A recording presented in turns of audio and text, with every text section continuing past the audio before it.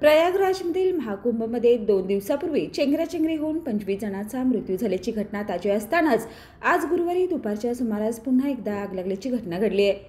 ही आग 22 सेक्टरमध्ये बनवलेल्या 10 ते 12 तंबूंना लागली आहे।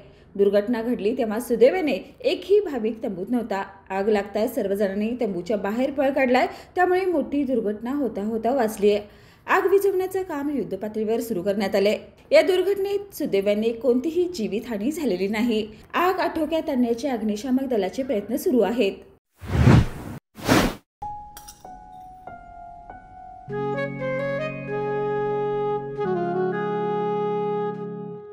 बाबा, आज येताना बासुंदी घेऊन या ना।